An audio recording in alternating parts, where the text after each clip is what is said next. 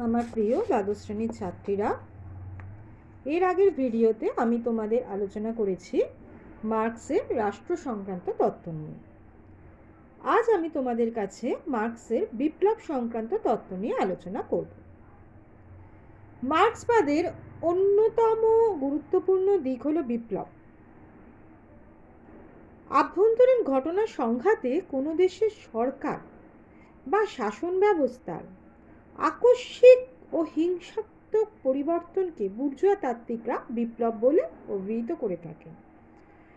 কিন্তু মার্ক্সবাদ বা মার্ক্সীয় যারা, তারা কিন্তু বিপ্লবের এই সংজ্ঞাকে সংকীর্ণতা দোষে দুষ্ট বলেন এবং তারা এই সংজ্ঞার বিরোধী। মার্ক্স বিপ্লবকে এমন একটা ঐতিহাসিক প্রক্রিয়া বলে বর্ণনা করেছেন যার ফলে সমগ্র পুরাতন সমাজের পরিবর্তন সাধিত হয়।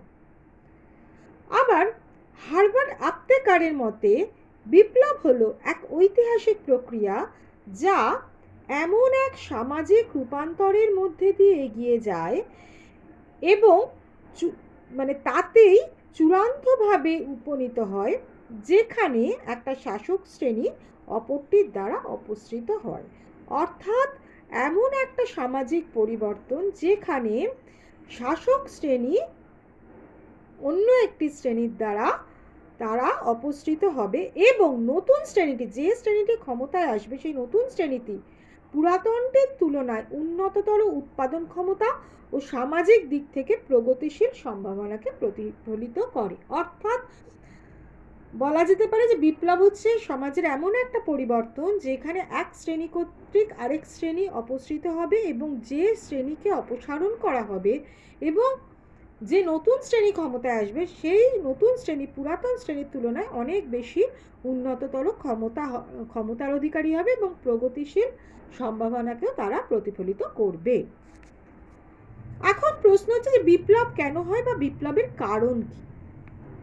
যখন কোনো সমাজে উৎপাদন শক্তির সঙ্গে উৎপাদন সম্পর্কের অসঙ্গতি দেখা দেয়, তখন সে পুরনো ব্যবস্থাকে ধ্বংস করে তার ধ্বংসস্তূপের ওপর নতুন সমাজ গড়ে তোলার জন্যই সমাজ বিপ্লব ঘটে।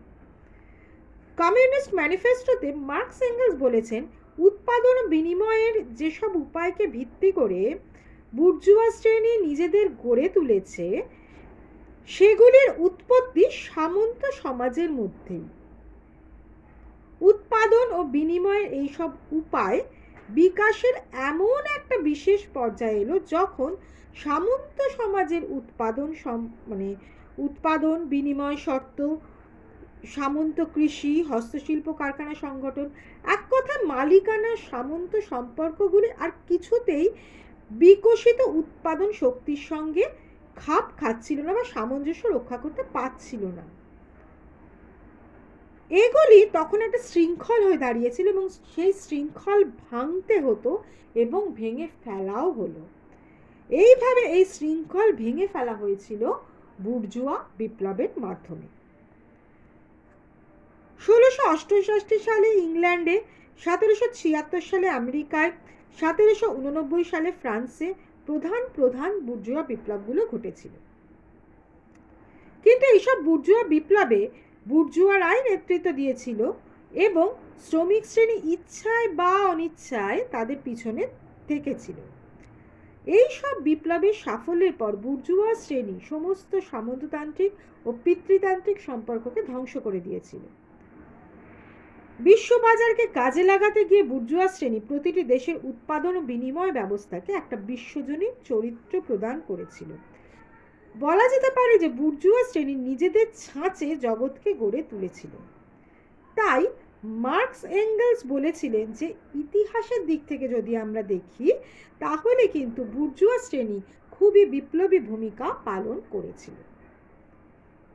কিন্তু বুর্জোয়া শ্রেণীর এই প্রগতিশীল বিপ্লবী ভূমিকা ধীরে ধীরে বিলুপ্ত হওয়ার ফলে তারা ক্রমশ প্রতিক্রিয়াশীলতার ধারক এবং বাহক হিসেবে আত্মপ্রকাশ করতে শুরু করে। তাই মার্কস এঙ্গেলস কমিউনিস্ট ম্যানিফেস্টোতে প্রোলেতারীয় বিপ্লবের অবশ্যম্ভাবিতা সম্পর্কে তত্ত্ব প্রচার করেন। ধনতান্ত্রিক ব্যবস্থায় প্রচলিত উৎপাদন সম্পর্কের সঙ্গে উৎপাদন শক্তির বিরোধ দেখা দিলে প্রলেতারীয় বিপ্লব আসন্ন হয়ে উঠেছিল। এই পরিবর্তিত অবস্থায় বুর্জুয়া শ্রেণী প্রতি বিপ্লবী হয়ে ওঠে এবং শ্রমিক শ্রেণী বিপ্লবী ভূমিকা পালনের জন্য উন্মুখ হয়ে থাকে। বুর্জুয়া শ্রেণী গণতান্ত্রিক বিপ্লবকে অসমাপ্ত রেখে মাঝপথে তারা বিশ্বাসঘাতকতা করে। এই অবস্থায় শ্রমিক শ্রেণী গণতান্ত্রিক বিপ্লবের নেতৃত্ব নিজেদের হাতে তুলে নেয়। লেনিনের মতে কমিউনিস্টরা বুর্জুয়া বিপ্লব শেষ করেই কিন্তু বসে থাকে না, তারা আরও অগ্রসর হবে, আরও এগিয়ে যাবে প্রলেতারীয় বিপ্লবের দিকে, এবং যতদিন পর্যন্ত শ্রমিক শ্রেণী রাষ্ট্র ক্ষমতা দখল করতে না পারে ততদিন পর্যন্ত কিন্তু তারা বিপ্লব চালিয়ে যাবে। অর্থাৎ প্রলেতারিরা কিন্তু ক্ষমতা দখল করে, তারা কিন্তু ক্ষমতা দখল করতে যতদিন না পারবে ততদিন তারা বিপ্লবকে অব্যাহত রাখবে। এই বিপ্লব বুর্জুয়া শক্তিকে উচ্ছেদ করে সর্বহারা শ্রেণীর একনায়কত্বে একটা নতুন ধরনের শাসন ব্যবস্থা প্রতিষ্ঠিত করবে। তারপর সেই রাজনৈতিক শক্তির সহায়তায় সর্বহারা শ্রেণী সমস্ত ব্যক্তিগত সম্পত্তির বিলোপ সাধন করবে এবং উৎপাদন ব্যবস্থায় সমষ্টিগত সমাজতান্ত্রিক অধিকারও প্রতিষ্ঠা করবে। সমাজতান্ত্রিক বিপ্লবকে সফল করে তোলার জন্য লেনিন একটা প্রকৃত মার্ক্সবাদী লেনিনবাদী বিপ্লবী পার্টির কথা উল্লেখ করেছেন। মার্ক্স বিপ্লবকে ইতিহাসের চালিকা শক্তি বলে বর্ণনা করেছেন। মার্ক্সবাদীদের মতে বিপ্লব কোনো ব্যক্তির ইচ্ছেতে ঘটে না, বিপ্লব ঘটে ইতিহাসের নিয়মে। বিপ্লবের জন্য তিনি দু ধরনের শর্ত পূরণের কথা বলেছেন। একটা হচ্ছে বিষয়গত শর্ত, আরেকটা হচ্ছে বিষয়গত শর্ত। অর্থাৎ দু ধরনের শর্তের কথা বলেছেন, একটা হচ্ছে বিষয়গত শর্ত আর একটা বিষয়গত শর্ত বা বস্তুগত শর্ত বলা যেতে পারে। একটা সাবজেক্টিভ, একটা অবজেক্টিভ। তো এইবার আমরা আলোচনা করব যে বিষয়গত বলতে আমরা কি বুঝি। মার্ক্স বিপ্লবের বিষয়গত অবস্থা বা পরিস্থিতি সৃষ্টিকে বৈপ্লবিক পরিস্থিতি বলে বর্ণনা করেছেন। বিপ্লব সম্ভব করতে গেলে বৈপ্লবিক পরিস্থিতি অবশ্যই থাকতে হবে। বিভিন্ন দেশের নির্দিষ্ট রাজনৈতিক ও অর্থনৈতিক অবস্থা অনুযায়ী এই পরিস্থিতির সৃষ্টি হয়। লেনিন বিষয়গত পরিস্থিতি বলতে তিনটি অবস্থাকে বোঝাতে চেয়েছেন। তিনটি অবস্থা কি কি? এক হচ্ছে দেশের মধ্যে নানা প্রকার সমস্যা এমন চরম আকার ধারণ করবে যে শাসক এবং শোষক শ্রেণী কোনো না কোনো পরিবর্তন না করে তাদের শাসন এবং শোষণমূলক ব্যবস্থাকে আর চালাতে পারবে না। দুই, শোষিত শ্রেণীর দুঃখ দারিদ্র তীব্র থেকে তীব্রতর আকার ধারণ করবে। তিন, এই অবস্থায় শোষিত শ্রেণী মানে সাধারণ মানুষ তখন শোষিত শ্রেণীর দুঃখ দারিদ্র যখন চরম আকার ধারণ করবে তখন সাধারণ মানুষ স্বাধীন ঐতিহাসিক আন্দোলনে লিপ্ত হয়ে নিজেদের কাজকর্মে উল্লেখযোগ্যভাবে তৎপরতা বৃদ্ধি করবে। অর্থাৎ বিষয়গত পরিস্থিতি বলতে লেনিন এই তিনটি অবস্থার কথা বলেছেন। বিষয়গত অবস্থা বলতে বৈপ্লবিক পরিস্থিতি এবং সেক্ষেত্রে তিনি তিনটে অবস্থাকে বুঝিয়েছেন। এটা গেল বিপ্লবের বিষয়গত অবস্থা। এবার আমরা আলোচনা করব বিপ্লবের বিষয়গত অবস্থা নিয়ে। বিপ্লবের বিষয়গত উপাদানগুলো কি? সেটা হচ্ছে জনগণের বিপ্লবী চেতনা, তাদের সংগ্রাম এবং শেষ পর্যন্ত সেই সংগ্রাম চালিয়ে নিয়ে যাওয়ার মতো মানসিক প্রস্তুতি ও দৃঢ়তা, সংগঠিত গণশক্তির বিকাশ যার ফলে জনগণের পক্ষে সর্বশক্তি নিয়ে বিপ্লবে সামিল হওয়াও সম্ভব, জনগণকে নেতৃত্ব দানের জন্য এমন একটা পার্টির অবস্থিতি থাকতে হবে যে পার্টি অভিজ্ঞতা ও সংগ্রামে যথেষ্ট শিক্ষিত হবে এবং তারা তাদের রণনীতি অর্থাৎ যুদ্ধের কৌশল নীতি সব কিছু ঠিক করতে সক্ষম হবে। লেনিনের মতে বিপ্লবের ফলে বিষয়গত উপাদান অর্থাৎ বৈপ্লবিক পরিস্থিতি থাকলেই যে সাফল্য আসবে তা কিন্তু নয়।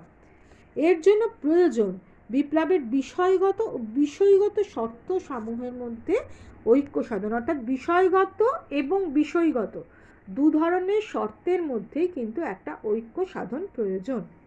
লেনিন এ কথাও মনে করতেন যে একটি সমাজের আভ্যন্তরীণ দ্বন্দ্ব যেমন বৈপ্লবিক পরিবর্তনের সূচনা করে, তেমনি আবার বাহ্যিক দ্বন্দ্ব বিপ্লবের গতিকে কিন্তু ত্বরান্বিত করে। পুঁজিবাদী রাষ্ট্রগুলির নিজেদের মধ্যে দ্বন্দ্ব, সমাজতান্ত্রিক রাষ্ট্রগুলির সঙ্গে পুঁজিবাদী রাষ্ট্রগুলির দ্বন্দ্ব, সাম্রাজ্যবাদী শক্তিগুলির সঙ্গে তাদের উপনিবেশের দ্বন্দ্ব, এগুলো হলো বাহ্যিক দ্বন্দ্ব, যেটা নাকি বিপ্লবকে ত্বরান্বিত করতে পারে। সমাজতান্ত্রিক বিপ্লব সাধনের জন্য মানুষকে এবং সামগ্রিকভাবে সমাজকে যে মূল্য দিতে হয় তাকে অতিরঞ্জিত করে বুর্জোয়াতাত্ত্বিকরা জনসাধারণকে বিপ্লবের পথ থেকে সরে দাঁড়ানোর জন্য বলে। কিন্তু বিপ্লব করতে গিয়ে বিপ্লবী জনগণকে যে মূল্য দিতে হয় তার জন্য দায়ী হচ্ছে বুর্জোয়া শাসকরা, কারণ তারাই বিপ্লবকে ধ্বংস করার জন্য রাষ্ট্রযন্ত্রের সাহায্য গ্রহণ করে এবং বিপ্লবীদের জীবন ও সম্পত্তিকে তারা ধ্বংস সাধন করে। তাই সমাজতান্ত্রিক বিপ্লব ছাড়া নিছক বিবর্তনের মাধ্যমে পুঁজিবাদ থেকে কিন্তু সমাজতন্ত্রে উত্তরণ অসম্ভব। তাহলে আমরা মার্ক্সবাদের বিভিন্ন দিক নিয়ে আলোচনা করলাম। মার্ক্সবাদের এই আলোচনাগুলো করার পর আমরা এই সিদ্ধান্তে উপনীত হতে পারি যে অতীতের দার্শনিকদের মতো কেবল পুঁজিবাদী সমাজে প্রকৃতি ব্যাখ্যা করে মার্কস এঙ্গেলস কিন্তু তাদের কর্তব্য শেষ করেননি। মানবতার চরম উৎকর্ষ বিধানের প্রতি বিমুখ যে জগতে আমরা বাস করি, যে জগৎ থেকে আমরা তিলে তিলে অবক্ষয়ের দিকে এগিয়ে চলেছি, সেই জগতের পরিবর্তে কিন্তু একটা উন্নততর মানবদরদী জগৎ যাতে আমরা প্রতিষ্ঠা করতে পারি তার চেষ্টা মার্কস এঙ্গেলস করেছেন বা তার পথ নির্দেশ তারা করেছেন।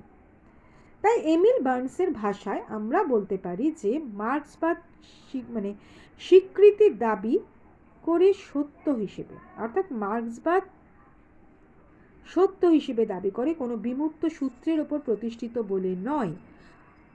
আর যেহেতু তা সত্য, তাই আজকের পৃথিবীর সমস্ত দুঃখ ও অভিশাপের ত্রাস থেকে মানবতাকে মুক্তিদানের কাজে মার্ক্সবাদকে প্রয়োগ করা সম্ভব এবং সেটা কর্তব্য বলে মনে হয়।